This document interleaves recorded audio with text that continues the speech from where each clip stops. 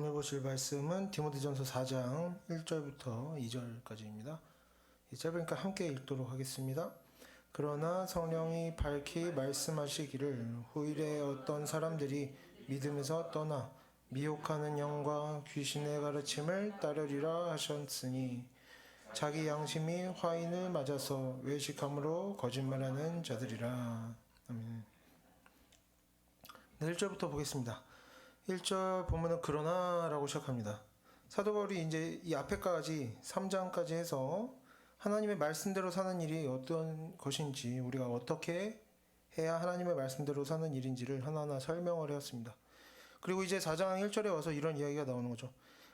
지금까지 3장까지 뭡니까? 하나님의 말씀대로 이렇게 살아야 한다. 그러나 어떻다는 겁니까? 그러나 사람들이 하나님의 말씀대로 살지 않는다라는 거죠. 그런 이야기가 나오겠죠, 이제. 그래서 이제 1절 내용을 좀 더 보도록 하겠습니다.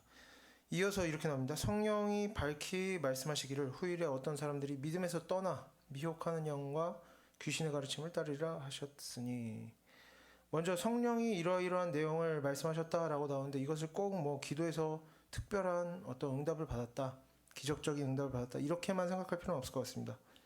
우리가 뭐 성령의 역사, 하나님의 역사, 이런 것들을 무조건 뭐 상식과 논리에서 벗어나고 어떤 역학적인 법칙을 벗어나는 형태로만 하나님께서 일하신다, 이렇게 생각할 필요는 없고, 이제 사도 바울의 이야기도 그렇습니다. 이제 유대인들이 오랫동안 조상들로부터 물려받아서 읽고 공부해오던 유대인들의 이제 당시 신약시대 당시에 읽히던 기록되어 있던 유대 문헌들을 보면 종말의 때에 배교하는 사람들이 많을 것이다, 대강 이런 종류의 이야기들이 이미 많이 있었습니다. 그리고 당시에 뭡니까? 당시에는 이제 종말 신앙이 사람들에게 이렇게 다 퍼져 있었죠. 지금이 종말의 때고 조금 있으면 막 심판이 올 것이고, 이런 생각들이 퍼져 있었기 때문에 이런 이야기들은 잘 알려져 있었습니다. 마지막 날에는 배교할 것이다, 사람들이. 그리고 예수님께서도 이 땅에 오셔서 그것을 강화시켜 주신 것이죠. 유대인들의 이야기는 이제 몇 세기 전부터 오고 있었던 것인데, 예수님께서도 뭐라고 하십니까? 마가복음을 좀 보겠습니다. 마가복음 13장 4절부터 6절까지를 좀 보겠습니다. 제가 읽겠습니다. 우리에게 이르소서 어느 때에 이런 일이 있겠사오며 이 모든 일이 이루어지려 할 때에 무슨 징조가 있사오리이까? 예수께서 이르시되 너희가 사람의 미혹을 받지 않도록 주의하라. 많은 사람이 내 이름으로 와서 이르되 내가 그라 하여 많은 사람을 미혹하리라. 미혹한다. 오늘 본문에 나온 것과 같은 단어가 나오죠. 또 21절과 22절에도 나옵니다. 제가 읽겠습니다. 그때 어떤 사람이 너희에게 말하되 보라 그리스도가 여기 있다, 보라 저기 있다 하여도 믿지 말라. 거짓 그리스도들과 거짓 선지자들이 일어나서 이적과 기사를 행하여 할 수만 있으면 택하신 자들을 미혹하려 하리라. 미혹하고, 그래서 미혹당한다는 거죠. 배교가 있다는 거죠. 그래서 이렇게 말세에 종말의 때에는 무엇이 있다? 미혹하는 영과 거짓 선지자, 귀신의 가르침이 있을 것이고, 또 오늘 본문 1절에 보면 이제 그것을 듣고 어떤 사람들이 믿음에서 떠난다라고 나오는 것이죠. 그러니까 사도 바울은 종말의 때에 그냥 불신자들이 죄 짓는 일만 있는 것이 아니라 하나님을, 우리가 뭐 말하죠, 막 말세라서 사람이 악하고 막 세상이 악하다고. 근데 뭐 세상만 악하고 불신자들만 악한 것이 아니라 하나님을 믿고 있던 사람들이 믿음을 떠날 것이다 라고 말하는 겁니다. 불신자들이 죄 짓는다가 아니라 믿음에서 떠난다고 나오는 거죠.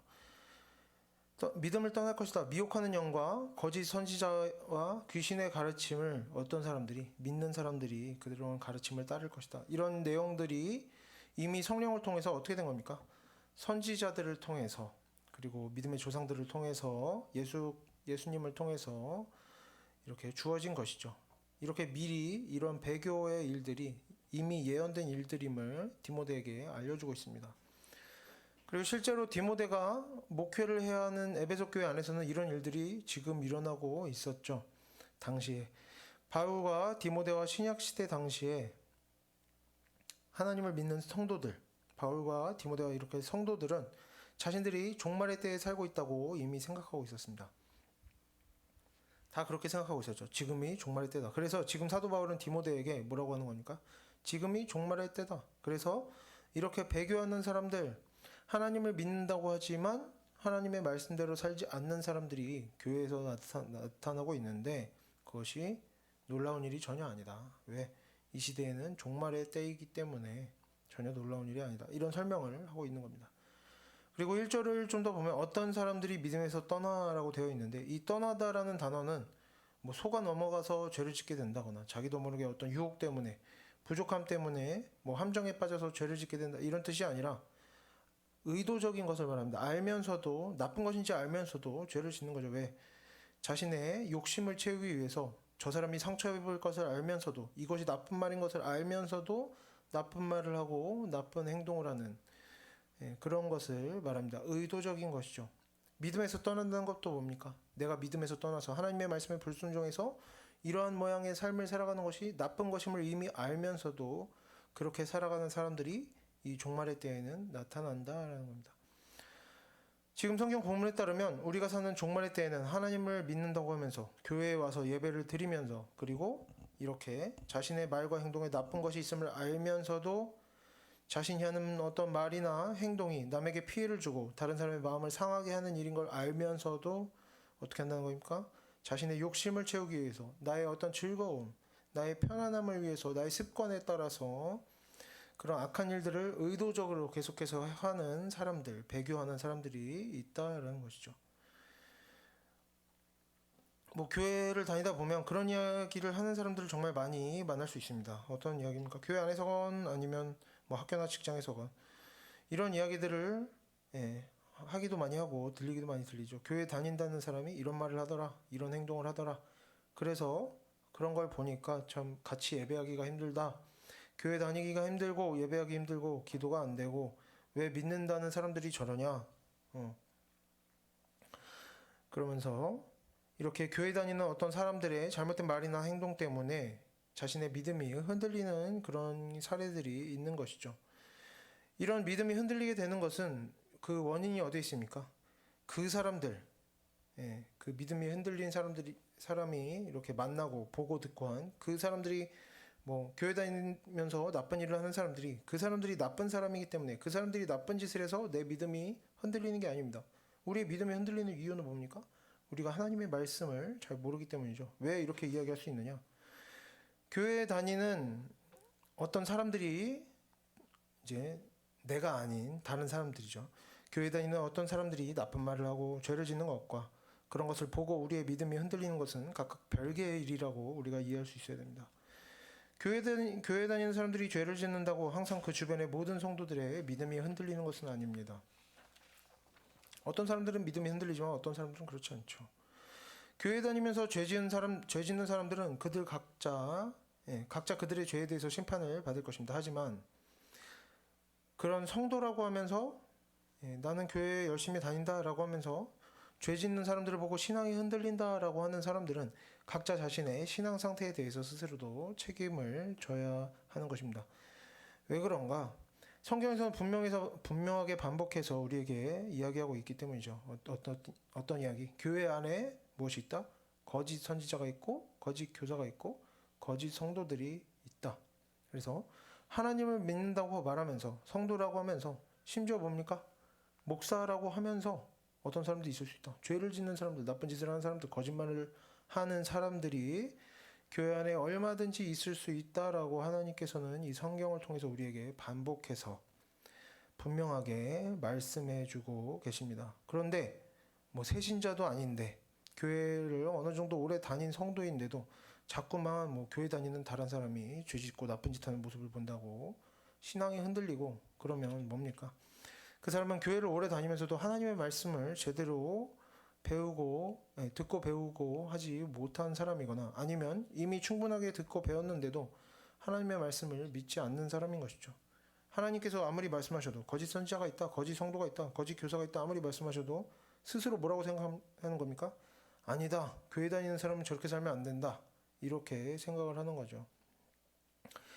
물론 우리가 아직 지금 본문과 같은 말씀을 배우지 못했을 수도 있습니다. 지금까지 한 번도 들어보지 못했을 수도 있고, 이런 때 좋지 못한 경험들을 했다면 얼마든지 뭐 믿음이 흔들릴 수 있겠죠. 모르니까. 그리고 이런 일들에 대해서 지나치게 불필요하게 안 좋게 반응했을 수도 있습니다. 사도 바울도 에베소 교회 성도들이나 디모데가 지나치게 마음이 상해하거나 할까봐 이야기를 하는 거죠. 이미 이런 일들, 하나님을 믿는 사람들이 죄짓고 배교하는 일들이 옛날부터 이미 예언되었던 것이다. 그러니까 너희들도 어떻게 해라. 교회 안에서 이상한 사람들이 보여도 그것 때문에 믿음이 흔들리면 안 된다. 왜? 그건 옛날부터 이제 예언되었던 일들이다. 이렇게 설명을 하는 겁니다. 그래서 우리가 이전까지 이제 하나님의 말씀을 잘 몰랐을 수 있지만 이전까지 우리가 잘 모를 때에 믿음이 흔들리고 마음의 상처를 받고 했더라도 오늘 본문을 보고 이제 성경을 배웠다면 어떻게 해야겠습니까? 우리가 이런 일들에 불필요하게 에너지를 소모하지 않도록 하고 우리의 시간과 힘을 아껴서 선한 일을 하는 데 더욱 힘쓸 수 있게 되어야 하겠죠. 교회 다니는 다른 사람들이 뭐 좋지 못한 모습을 보인다고 내가 거기에 끌려다니고 동조할 필요는 전혀 없는 겁니다. 우리는 우리에게 주어진 사명을 잘 감당하며 살면 되는 것이죠. 그리고 사실 이보다 더 우리가 우선적으로 생각해야 할 문제가 있습니다. 다른 사람이 뭐 신앙생활을 잘 하느냐 마느냐 이거보다 더 중요한 문제는 뭡니까? 교회를 다니고 하나님을 믿는다고 하면서도 사단에게 미혹된 거짓 성도, 거짓 교사, 거짓 선지자가 있다라고 성경에서 말하는 것은 무슨 뜻입니까? 교회를 열심히 다니고 있는 내가 거짓 성도일 수도 있다라는 뜻이죠. 혹은 지금은 내가 괜찮은데 나중에 미혹되어져서 거짓 성도가 될 수도 있다라는 뜻이기도 합니다. 왜? 성경은 거짓 성도에 대해서 교회에 들어올 때부터 거짓된 마음으로 들어와서 거짓된 성도로 자라간다 이렇게 이야기하는 것이 아니라 뭡니까? 순서가 어떻습니까? 믿음을 가진 사람이 하나님을 믿는 사람이 사단에게 미혹되어서 거짓된 성도가 되는 것이죠. 순서가 이겁니다. 어떤 사람들이 복음을 듣고 하나님을 믿습니다. 믿은 다음에 사단에게 미혹되어서 거짓 성도가 되고 죄를 짓고 이렇게 순서가 되는 것이죠. 그리고 거짓 성도라는 것은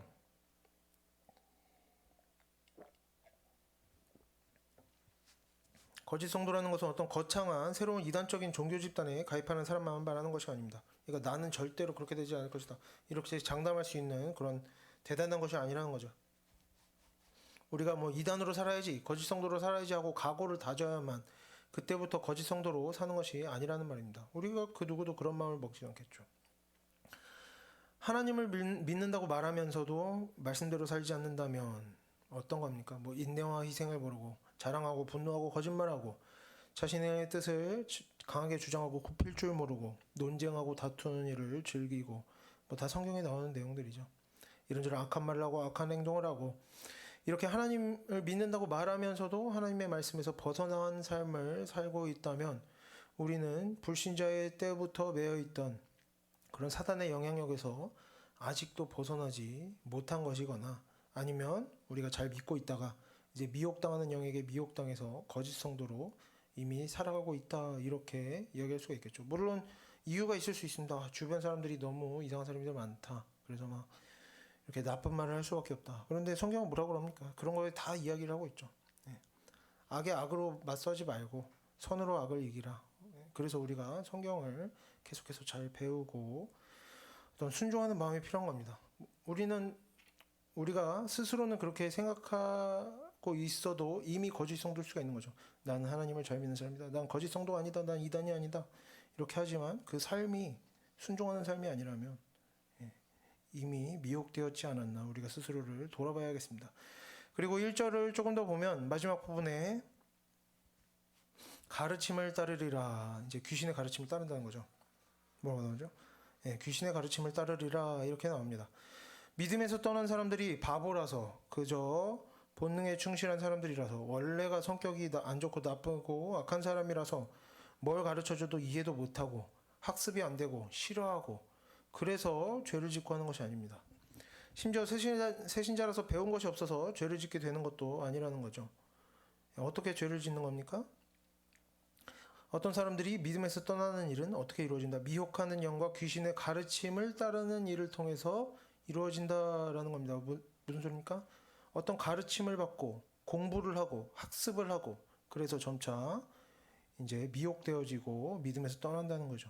그리고 실제로 에베소 교회에 문제를 일으키던 성도들도 어땠습니까? 아무것도 모르고 게으르고 무식해서 죄를 지은 것이 아니라 거짓 교사들로부터 받은 가르침의 내용을 기반으로 여러 가지 문제들을 일으키는 것이죠. 교회를 자신의 뜻대로 주관하려고 하고 공동체의 어떤 것들을 바꾸려고 하고 주변에 악한 영향력을 끼치면서 죄를 짓습니다. 우리가 때때로 이런 것입니다. 열심히 하는 것, 열정적인 것과 열심히 하고 열정적인 것과 좋은 것, 제대로 된 것, 이 둘을 구별하지 못할 때가 너무나 많이 있습니다. 뭔가를 열심히 하고 열정적으로 한다고 그것이 항상 좋은 것이고 제대로 된 것은 아니라는 것을 우리가 알아야 할 것입니다. 거짓 교사로부터 열심히 배운 성도들은 어떻게 됐습니까? 믿음에서 떠나 범죄하게 된 것이죠. 그들은 열심히 공부했고 그 결과가 뭡니까? 거짓 성도가 된 겁니다. 하나님의 말씀을 떠난 것이죠. 그리고 열심히 열정적으로 하든지 조금씩 차근차근 하든지 제대로 된 하나님의 말씀을 배워야 우리가 하나님의 말씀 안에 머물러 있을 수 있는 것입니다. 우리가 그러니까 오늘 귀신의 가르침을 따르려 뭡니까? 가르침을 잘 배웠다. 내가 공부를 많이 했다. 성경 공부 열심히 하고 뭐 했다. 그래도 잘못된 가르침에 따르면 문제가 생긴다는 거죠. 뭐 배운다고 안다고 다 이렇게 좋은 게 아니라는 겁니다. 무엇을 배웠느냐, 무엇을 학습했느냐, 어떤 내용을 익혔느냐, 이런 것이 중요한 것이죠. 그래서 우리가 무엇을 신경 써야겠습니까? 열심히 배우는가, 내가 많은 것을 배웠는가, 열정적으로 신앙생활을 했는가 하는 내용보다 먼저 생각해야 할 것이 무엇입니까? 내가 열심히 하려고 하는, 지금 열정적으로 하고 있는 이것이 제대로 된 것인가, 제대로 된 내용인가를 점검하는 일이 필요하겠습니다. 그리고 여기에 필요한 것이 바로 이렇게 내가 하는 일이 제대로 된 일인가를 돌아보기 위해서 필요한 태도가 뭡니까? 바로 겸손한 태도로 할 수가 있겠죠. 평생 자신의 생각과 자신의 말과 행동이 옳다고 생각하면서 살고 그러한 사고방식에서 벗어나지 못하는 사람은 어떻게 되는 겁니까? 아무리 뭐 설교를 들어도 자신의 생각과 반대되면 거부하고 자신의 생각과 일치할 때에만 너무 좋다 하고 받아들이고 성경을 읽어도 뭡니까? 모든 성경 구절을 자신의 삶에 끼워 맞춰서 해석하는 것이죠. 성경에 자신의 삶을 맞추는 것이 아니라 내가 이미 해온 것들, 내가 이미 말하고 행동하는 것들에 성경을 끼워 맞추는 겁니다. 난 역시 잘하고 있어 하는 거죠. 모든 성경을 읽으면서. 그러면서 교회를 다니고 이런 태도로 신앙생활을 하면 오히려 이전부터 가지고 있던 좋지 못한 습관들이 어떻게 됩니까? 더 합리화되고 이제 고정되는 거죠. 고착화되는 거죠. 모든 것이 변명이 되어지는 겁니다. 내가 들은 설교들, 내가 읽은 성경 구절들, 내가 암송한 것들, 내가 공부한 성경 공부들이 전부 다 내 삶이 왜 잘 살아낸 삶인가를 설명하는 데에 쓰여지는 겁니다. 그래서 우리의 악한 것을 점점 더 강화하고 점점 더 큰 죄로 이어지도록 만들게 되는 것이죠. 교만이 이렇게 우리의 삶을 악으로 이끌어가는 것입니다. 그래서 성경에서는 반복해서 뭐라고 합니까? 우리에게 구원의 시작은 뭐다? 죄를 깨닫는 것이 구원의 시작이다. 이렇게 말합니다. 교회를 오래 다니고 만 번의 설교를 듣고 성경을 통째로 외울 정도로 읽어도 자신이 죄인임을 실감하지 못하고 자신의 죄를 깨닫지 못하고 지금 자신의 생각과 말과 행동에 문제가 있다는 사실을 스스로 실감하지 못한다면 그러한 사람이 믿고 듣고 배우는 모든 내용들은 그 자신의 모든 악한 생각들과 말과 행동들을 강화시키고 합리화시키고 어떻게 된 겁니까? 아무런 변화 없이 평생에 이기적이고 교만한 마음 그대로 살아가면서 같은 죄를 반복하고 더욱 크게 만들어가면서 끊임없이 어떤 열매를 맺겠습니까? 끊임없이 이웃과 다투면서 살아가도록 만드는 것이죠. 그래서 우리가 열심히 배우는가, 열정적으로 신앙생활을 하고 있는가, 우리의 마음이 이렇게 막 끌어오르는가, 이런 것들을 생각하기 전에 내가 지금 어떤 것에 열심을 내고 있는가, 어떤 것에 열정적으로 반응하는가, 내가 어떤 말을 그래서 지금 어떤 생각들을 하고 있고 어떤 말을 하고 있고 어떤 행동들을 하면서 살아가는가, 그리고 내가 지금 보고 듣고 배우고 이해하는 내용들이 내가 성경을 읽을 때 느끼고 해석하고 적용하는 내용들이 과연 제대로 된 것인가를 어떻게 되는 겁니까? 계속 스스로 돌아보고 다른 사람들한테도 확인을 받아가면서 하나하나 확실하게 점검해 볼 수가 있어야 할 것입니다. 잘못된 것을 가지고 열심히 하면 그 결과는 뭐 악한 것들 뿐이겠죠.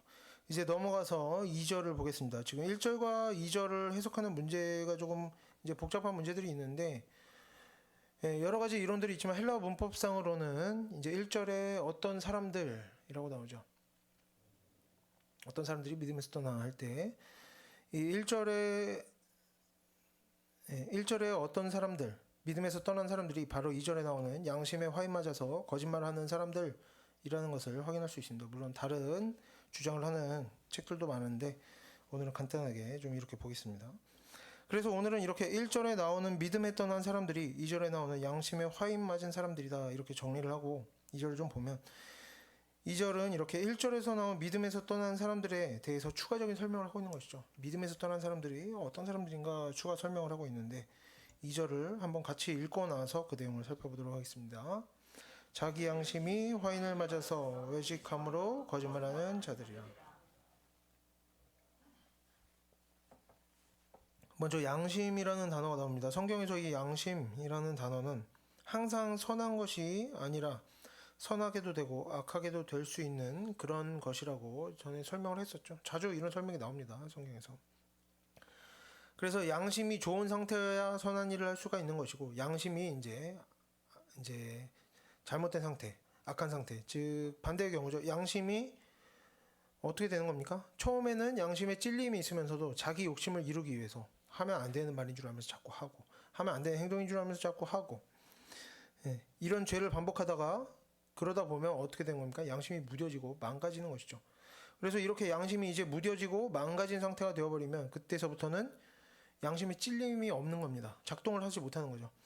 양심에 따르는 그러면 어떻게 되는 겁니까? 나는 양심에 따라 사는 겁니다. 여전히 어떻게? 양심에 따르는 모든 삶과 모든 생각과 모든 말과 행실도 다 함께 망가지는 것이죠. 아무리 양심에 따라 살아도 어떻게 합니까? 그 입에서 악한 말이 나오고 악한 행동이 나오고 죄를 반복하며 살게 되는 것입니다. 왜? 양심이 망가지면 그렇게 되는 것이죠. 뭐 다른 사람의 마음이 상하는 것을 알면서도 이것이 뭐 좋지 않은 일인 것을 알면서도 뭐 예를 들면 무엇이 나쁜 것인가는 사실 대부분 압니다. 뭐 폭력을 자주 쓰는 깡패라도 자신이 얻어맞는 것은 싫어하죠. 도둑들도 누가 내 물건 가져가는 건 싫어합니다. 우리도 똑같습니다. 뭐 당연한 얘기죠. 누가 나한테 소리 지르고 화내는 것을 우리는 다 싫어합니다. 하지만 싫어하면서도 그것이 나쁜 일인 줄 아는 거죠. 나쁜 일인 줄 알면서도 다른 사람에게 충분히 그러지 않을 수 있는 상황에서 소리 지르고 화내고 분노한다. 조롱당하는 걸 싫어하면서도 다른 사람들을 조롱한다. 무시당하는 것을 싫어하면서도 다른 사람들을 무시한다. 이런 경우에는 이미 어떻게 된 겁니까? 양심이 망가졌다 할 수가 있는 것이죠. 나쁜 것인 줄 알면서도 계속하는 겁니다.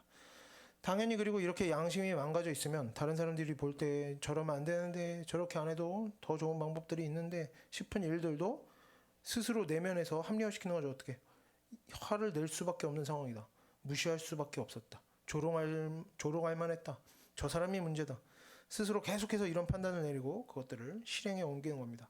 나는 그럴 만해서 한 것이다. 이렇게 하는 것이죠. 온갖 이유를 달면서 계속해서 범죄를 반복하는 것입니다. 그래서 양심에 오늘 본문에서도 비슷한 얘기겠죠. 양심에 화이 맞았다라는 것은 뭡니까? 신약 시대 때 이제 화인이라는 것은 주로 범죄자나 사회적으로 문제가 있는 사람들에게 불에 달군 쇠로 그 신체 일부에 피부를 지져서 누구나 알아볼 수 있도록 표시를 남기는 것을 말합니다. 뭐 가릴 수 없는 부분에다가 보통 남기겠죠. 뭐 손등이나 얼굴 같은 곳에 주로 남기지 않았을까? 뭐 저 정확히는 모르겠지만요. 누구나 알아볼 수 있는 곳에 표시를 남기는 것을 말하는데 지금 이 화인 맞았다라는 동사는 수동태입니다.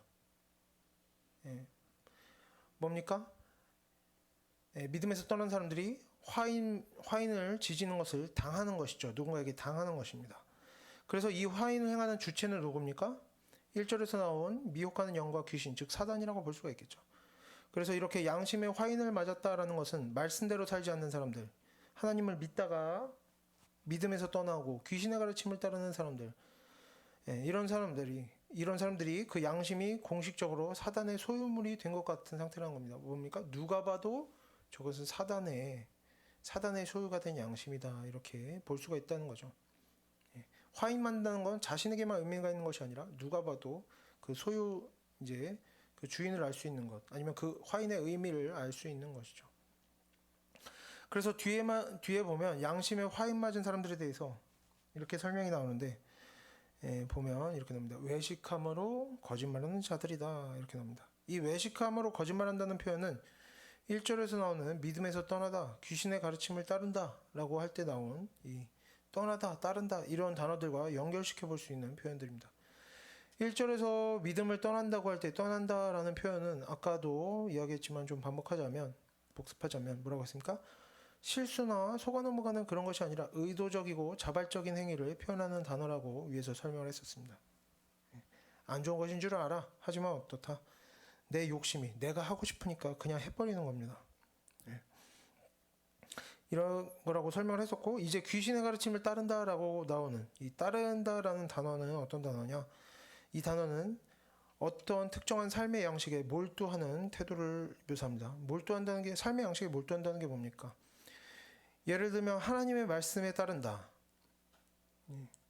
오늘 성경 본문에 나온 따른다는 단어를 하나님의 말씀에 따른다 이렇게 적용을 하면 어떤 의미가 되겠습니까? 어떤 선택의 순간마다 무엇을 떠올리는 겁니까? 하나님의 말씀을 떠올리고 하나님 말씀을 기준으로 삼고, 마음이 좋은 쪽으로든 안 좋은 쪽으로든 마음이 요동할 때마다 하나님의 말씀을 붙들고 자기 자신을 다스리는 겁니다. 내 욕심대로 내 하고 싶은 대로 말하고 행동하는 게 아니라 하나님의 말씀을 기준으로 하거나 하지 않거나 하는 것이죠. 내가 싫은 거라도 억지로라도 하나님의 말씀대로 하고, 내가 좋아하는 거라도 하나님의 말씀대로면 하나님의 말씀대로 하지 않고 참는 겁니다.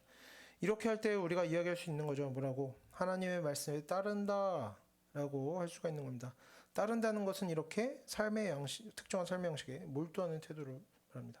그래서 다시 본문으로 돌아오면, 오늘 본문은 이렇게 믿음에서 떠나고 귀신의 가르침을 따르는 삶이 바로 어떤 삶이다? 외식하고 거짓말하는 인생이다, 이렇게 묘사하고 있습니다. 먼저 외식이라는 것은 뭡니까? 우리가 자주 이제 성경을 보는 사람들은 다 익숙한 단어죠. 하지만 이 시간 좀 복습 삼아 짚고 넘어가 보도록 하겠습니다. 외식한다는 것은 자신의 마음속에 있는 것을 그대로 나타내 보이는 것이 아니라 자신의 마음속에 있는 것과는 다른 모습을 밖으로 나타내 보인다는 겁니까? 왜 사람들은 이런 외식을 합니까? 마음속에 하고 싶은 것이 있는데 다른 것을 합니다. 이건 어려운 일이죠. 근데도 왜 외식을 합니까?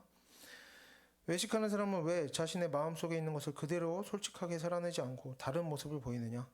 이미 자신의 마음속에 있는 것이 어떤 것임을 아는 거죠. 악한 것이다. 남한테 보여주기 싫다. 이런 생각이 있는 겁니다. 즉 자신이 생각하는 것, 자신이 마음으로 품는 것이 악하고 다른 사람들이 이것을 좋지 않게 볼 것이고, 그것을 그대로 내어 보였을 때 좋지 않은 결과가 있을 것임을, 비난받거나 이제 평판이 떨어지거나 그런 일이 있을 것임을 알기 때문에 자신의 속에 있는 것과는 다른 것을 바깥으로 나타내 보이는 것입니다.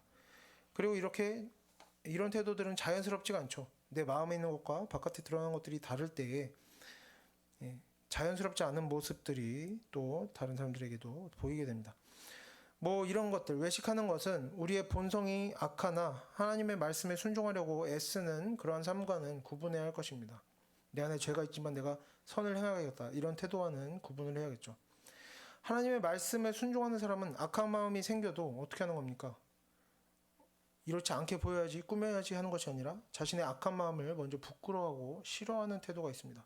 그래서 뭔가 실수를 하게 되고 했을 때 다른 사람들이 비난하지 않거나 심지어 이해해주고 아니면 알아채지 못해도 스스로 이미 자신이 죄 지은 일 때문에 마음이 상하고 후회하고 그런 일들에 신경을 쓰는 겁니다. 이것이 이제 본성이 악하지만 하나님의 말씀대로 순종하려고 사는 삶의 특징입니다. 하지만 외식하는 사람의 태도는 이와 다른 것이죠.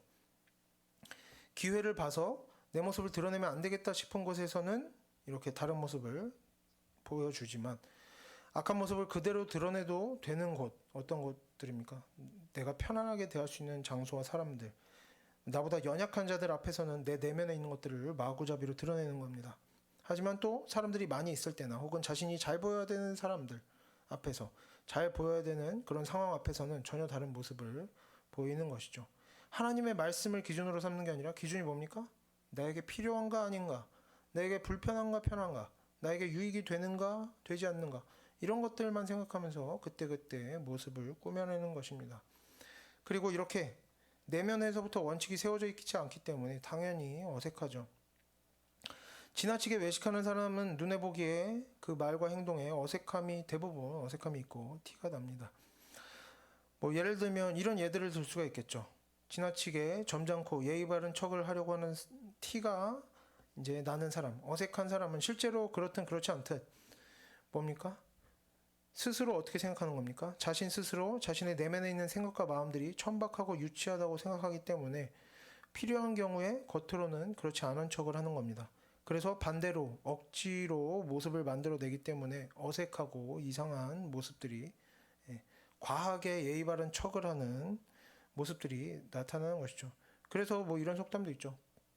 과래는 무례다 이런 속담도 들어보셨습니까? 예의가 과한 것은 곧 무례함을 나타내는 것이다 이런 얘기도 이런 속담도 있습니다. 예, 드러나는 것이죠. 속에 있는 안 좋은 것이 아무리 꾸며내도 드러나는 것입니다. 뭐 여러 가지 다른 일들도 마찬가지입니다. 이렇게 사람들이 이기적인 마음을 감추기 위해서 어떻게 합니까? 지나치게 베푸는 척을 하고 자상한 척을 하고 실제로 게으르고 무식한 모습을 감추기 위해 겉으로는 과하게 똑똑하고 부지런한 척을 하고 다 어색하게 그런 모습이 드러날 때 우리는 그런 모습을 뭐라고 합니까? 외식한다, 가식적이다 이런 식으로 설명을 하죠. 그리고 사실 이런 것들은 보면은 사람의 그 내면까지 다 이렇게 대부분 보이는 것이 사실입니다. 우리가 이제 입 밖으로 내서 말하지는 않지만 이런 것들은 대부분 드러나죠. 그래서 외식함으로 거짓말한다는 것은 진실. 어떤 진실입니까? 진실을 숨기려고 하는 겁니다. 어떤 진실? 자신의 내면에 있는 생각과 마음이 악하다는 진실을 잘 알고 그것을 숨기기 위해서 거짓으로 꾸며내는 모습을 밖으로 내보일 때 이것을 외식한다라고 하는 것이죠. 그래서 외식함과 거짓말함은 당연히 세트겠죠. 내 안에 있는 것을 속이고 숨기는 것이니까. 오늘 본문은 이렇게 하나님을 믿었으나 믿음에서 떠난 사람들의 특징을 보여줍니다. 믿음에서 떠난 사람들은 이미 하나님을 믿었던 적이 있으니 알고 있습니다. 하나님께서 어떤 말씀을 우리에게 주시는지를 알고 무엇이 선하고 무엇이 악한 것인지를 대강은 알고 있죠. 하지만 미혹하는 영과 귀신의 가르침으로 인해 양심에 화인을 맞게 되면서 이 사람들은 외식하고 거짓말하는 것이 악한 것이라 알면서도 반복해서 범죄하는 인생을 살게 됩니다. 왜 그렇습니까? 하나님의 말씀보다 내 하고자 하는 내 욕심들 그것이 훨씬 더 크게 된 것이죠. 그래서 반복해서 범죄하는 인생을 살게 됩니다. 결국에 중요한 것이 뭡니까? 내 마음과 생각이 바뀌고 내 말과 행동이 거기서부터 나와야 되는데 뭡니까? 바꿀 필요가 있다고 느끼지 못하는 거죠. 왜? 아까도 이야기했습니다. 언제나 내가 옳다고 생각하기 때문에 언제나 내가 맞다고 생각하기 때문에 이 정도면 괜찮다라고 생각하기 때문에 그 마음과 생각은 결코 바뀌는 일이 없습니다. 모든 설교와 신앙생활을 통해서 점차 그 악한 마음과 생각들이 강화되어져만 가고 그래서 겉으로는 이상한 모습들을 꾸며내게 되는 것이죠. 하지만 당연히 아무리 조심해도 자신의 욕심대로 악한 말을 하고 악한 행동들을 하게 되는데 이제 아무리 외식해도 그 바깥으로 악함이 드러날 수밖에 없는 것이죠. 근데 그조차 어떻습니까? 악한 것이 드러나고 그래서 실수하고 잘못하고 다른 사람들한테 피해를 끼칠 때마다 어떻게 하는 겁니까? 다 이유가 있었다. 어쩔 수가 없었다. 그럴만했다. 변명하고 합리화시키면서 결국에는 뭡니까? 돌아가는 겁니다. 나는 잘못이었고 문제가 없고 잘하고 있다. 이렇게 돌아가는 것이죠. 그리고 하나님을 떠나지 않은 사람들은 정반대의 모습을 보여줍니다. 물론 하나님을 잘 믿는 사람도 그 마음과 생각에 사람의 본성에 따른 악한 것이 당연히 있습니다. 타락한 사람의 인생에는 악한 것이 있을 수밖에 없죠. 하지만 성도는 자신의 내면에 악한 것이 나올 때면 거짓말하거나 숨기기보다는 변명하기보다는 뭡니까? 사과하거나 적어도 부끄러워하고 자신의 죄를 싫어하고 하나님 앞에서 회개하고 그런 마음을 가지는 겁니다. 그러니까 어떻겠습니까? 나에게서 어떤 말이 나오려고 하고 어떤 행동들이 나오려고 할 때 한번 생각해 볼 수도 있고 그것을 이제 하고 싶은 것을 참고 안 하는 그런 습관도 가지게 되는 것이죠. 왜? 내 안에서 악한 것이 자꾸 나오는 것임을 이미 알고 있으니까 이것이 괜찮다라고 생각하지 않기 때문입니다. 이것이 잘못되었다라고 이미 알고 있기 때문에 그것을 참는 것이죠. 양심이 살아있다면 죄를 지을 때마다 그리고 어떤 문제가 생길 때마다 다툼이 있을 때마다 어떻게 하는 겁니까? 자신을 돌아보게 되는 겁니다. 저 사람 때문에 그랬어. 이래서 어쩔 수 없었어 하는 것이 아니라 나를 돌아보게 되는 거죠. 내가 무엇을 바꿀까, 고칠까, 잘해볼까. 그리고 스스로 마음에 찔림을 받고 부끄러움을 느끼는 것이 성도가 가지는 마음입니다. 그리고 이러한 성도의 마음, 그리고 그 태도, 죄를 싫어하고 자신을 부끄러워하고 하나님의 심판을 두려워하고 선한 일을 사랑하는 그런 겸손한 태도는 굳이 거짓으로 꾸며내지 않아도 그리고 심지어 조금 부족함이 있더라도 언제나 자연스럽게 선한 모습으로 바깥으로 드러나게 되는 것이죠. 그래서 우리가 오늘 본문을 보면서는 가장 먼저는 가장 중요한 건 뭐겠습니까? 우리 자신이 우리의 말과 행동이 혹시 믿음에서 떠나 있는 모양은 아닌가라는 것을 우리가 돌아볼 수 있는 시간을 가질 수 있었으면 좋겠습니다. 우리가 스스로 양심에 떳떳한 삶을 살았다라고 하더라도 우리의 삶에 다른 사람과 자꾸 다투거나 다른 사람들의 마음을 상하게 하고 피해를 주고 논쟁을 하게 되고 다투는 그런 일들이 반복해서 일어난다면 우리는 우리의 양심에 문제가 있지 않은가, 내 자신에게 어떤 문제가 있지 않은가를 돌아볼 수 있어야 할 것입니다. 그리고 비록 지금은 부족한 모습이라고 할지라도, 우리가 부족함이 있다고 할지라도, 우리가 지금이라도 오늘이라도 우리 자신의 죄와 부족함을 깨닫는다면 우리는 이제서부터라도 선한 일을 시작할 수가 있는 것이죠. 그리고 우리가 선한 일을 시작하면 하나님께서 우리와 함께하여 주실 것입니다. 또 이렇게 성경에서는 뭐라고 합니까? 이 시대에 믿음에서 떠나는 사람들이 있을 것임을 분명하게 이야기합니다. 그래서 우리가 아무리 죄를 멀리하고 선한 일을 지혜롭게 잘, 정말 질서 있게 잘 해낸다 해도 우리의 마음을 상하게 하고 우리를 괴롭게 하는 사람들이 얼마든지 있을 수 있습니다. 심지어 하나님을 믿는다는 사람들 중에도 우리를 괴롭게 하는 사람들이 얼마든지 있을 수 있는 것이죠. 하지만 우리가 오늘 말씀을 기억하고 마음에서부터 준비를 해 두어야 하겠습니다. 하나님의 말씀이 이렇게 우리에게 왔다면 우리가 이제 알아두고 준비를 해야겠죠. 어떤 준비?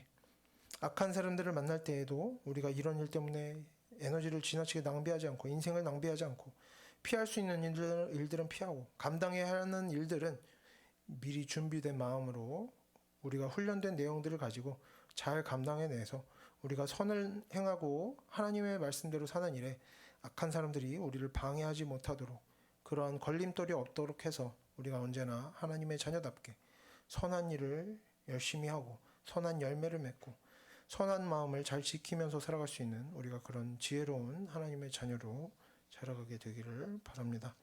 함께 기도하겠습니다.